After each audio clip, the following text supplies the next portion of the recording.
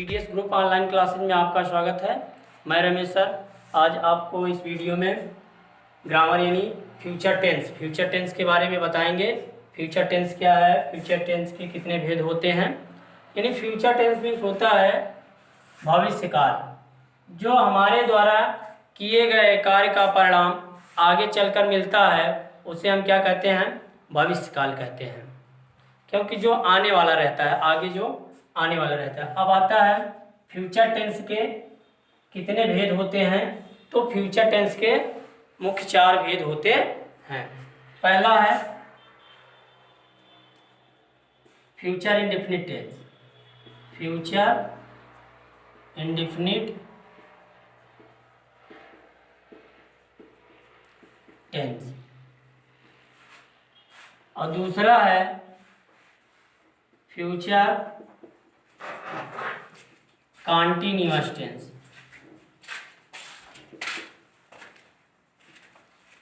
और तीसरा है फ्यूचर परफेक्ट टेंस। और जो चौथा नंबर है फ्यूचर परफेक्ट कॉन्टिन्यूअस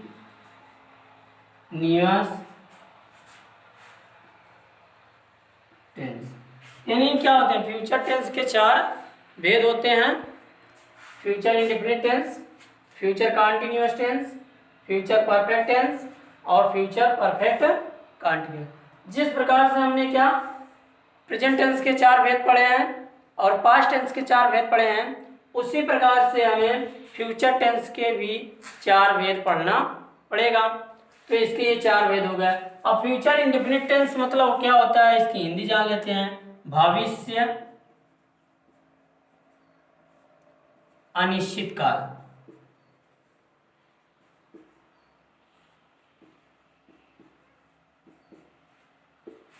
और फ्यूचर कंटीन्यूअस टेंस की हिंदी क्या होगी, भविष्य अपूर्ण काल। कंटीन्यूअस मतलब क्या होता है, जारी, अर्थात कार्य क्या है, जारी है, यानी कंप्लीट नहीं हुआ है, इसलिए क्या होता है, अपूर्ण होता है। और तीसरा क्या है, फ्यूचर परफेक्ट टेंस। यानी फ्यूचर परफेक्ट टेंस की हिंदी क्या होगी, भविष्य अपूर्ण काल। और चौथा है फ्यूचर परफेक्ट कॉन्टिन्यूअस टेंस। यानी फ्यूचर परफेक्ट कॉन्टिन्यूअस टेंस मतलब होता है भविष्य पूर्ण, यानी देखिए पूर्ण प्लस अपूर्ण। जब पूर्ण प्लस अपूर्ण को हम मिलाते हैं तो क्या हो जाता है, पूर्ण पूर्ण। ठीक, यानी परफेक्ट मतलब क्या होता है, पूर्ण, और कॉन्टिन्यूअस मतलब क्या होता है, अपूर्ण। तो पूर्ण प्लस अपूर्ण को हम ऐड कर देंगे तो क्या हो जाएगा, पूर्ण पूर्ण काल। इसलिए क्या हो जाएगा, भूत पूर्ण पूर्ण काल। ये हो गया क्या, फ्यूचर टेंस के 4 भेद, उनके नाम हो गए हिंदी में भी। अब हम पहली हेडिंग जो होगी फ्यूचर इंडेफिनिट टेंस। तो फ्यूचर इंडेफिनिट टेंस के बारे में हम आपको बताएंगे।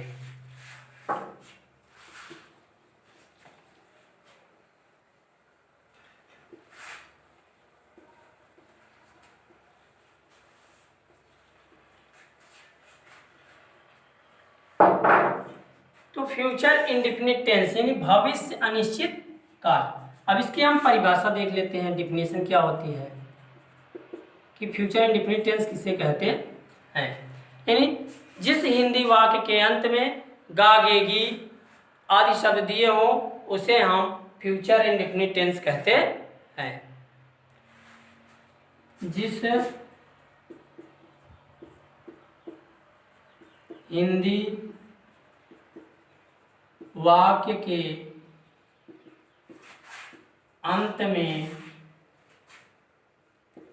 गा गे गी आदि शब्द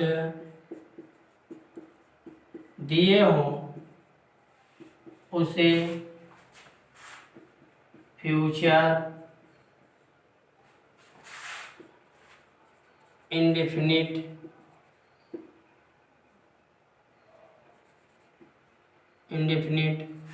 टेंस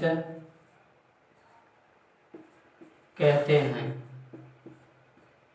तो ये क्या हो गया, इसकी परिभाषा हो गई, यानी जिस हिंदी वाक्य के अंत में गा गेगी आदि शब्द दिए हों उसे फ्यूचर इंडेफिनिट टेंस कहते हैं। अब अगली हेडिंग है, अगली टॉपिक है रूल, यानी इसका क्या नियम है, अनुवाद करने का नियम। तो हम रूल के बारे में देख लेते हैं। RULE रूल, रूल मतलब होता है नियम। क्या इसके नियम है? तो फर्स्ट नियम है, कर्ता आई और वी के साथ सहायक क्रिया शैल का प्रयोग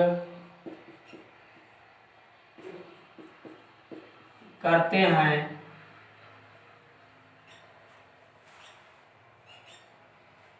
दूसरा है, बाकी अन्य सभी कर्ताओं के साथ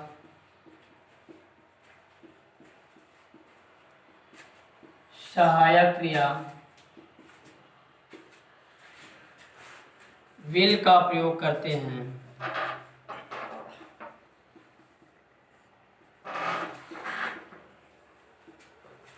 नेक्स्ट नंबर है, थर्ड नंबर, इन सभी कर्ताओं के साथ, चाहे कर्ता एक वचन हो चाहे बहुवचन हो, सभी कर्ताओं के साथ मेन वर्ब यानी मुख्य क्रिया के फर्स्ट फॉर्म का प्रयोग करते हैं। और जो फोर्थ नंबर है, इस टेंस में हम क्या करते हैं, कल के लिए टुमारो का प्रयोग करते हैं। इस टेंस में जो कल की अंग्रेजी होती है वो क्या होती है, टुमारो। टुमारो का स्पेलिंग क्या होता है, TOMORROW, यानी TOMORROW, टुमारो की स्पेलिंग। कल के लिए क्या लगाते हैं, टुमारो। तो ये इसका क्या हो गया, रूल हो गया, यानी नियम हो गया। अब जैसे हम हर टेंस में 4 प्रकार के वाक्य दिए रहते हैं, तो उसी तरीके 4 प्रकार के सेंटेंस होते हैं, इसी प्रकार से इसमें में भी 4 प्रकार के सेंटेंस होंगे, जिसमें फर्स्ट नंबर क्या है, अफर्मेटिव सेंटेंस, और सेकंड नंबर क्या है, निगेटिव सेंटेंस, और थर्ड नंबर है इंट्रोगेटिव सेंटेंस, और चौथा नंबर क्या है, इंट्रोगेटिव निगेटिव सेंटेंस। तो हम फर्स्ट यानी ए नंबर अफर्मेटिव सेंटेंस के बारे में अध्ययन करते हैं। A number affirmative sentence.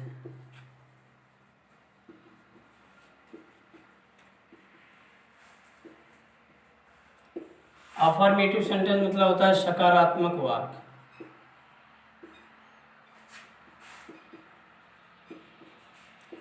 यानी सकारात्मक वाक्य, जिस वाक्य में सकारात्मक भाव उत्पन्न होते हैं उसे हम क्या कहते हैं, सकारात्मक वाक्य कहते हैं। फॉर एग्जाम्पल में हम देख लेंगे, सीता पत्र लिखेगी। सेकंड नंबर, तुम विद्यालय जाओगे। तो इसका सीता पत्र लिखेगी, Sita will write a letter.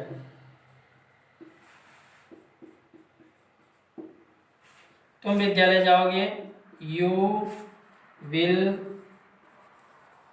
Go to school. तो ये अफर्मेटिव हो गया। अब हम देख लेते हैं क्या, निगेटिव सेंटेंस, यानी बी नंबर क्या है, निगेटिव सेंटेंस।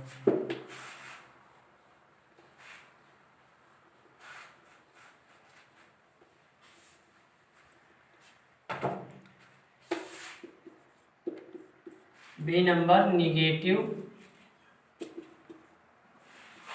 सेंटेंस मतलब होता है नकारात्मक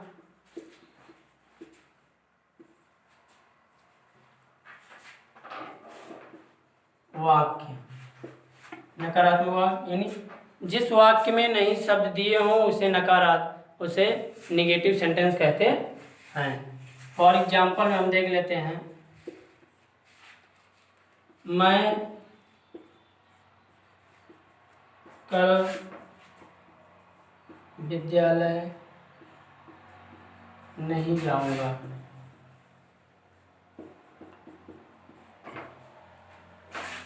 वे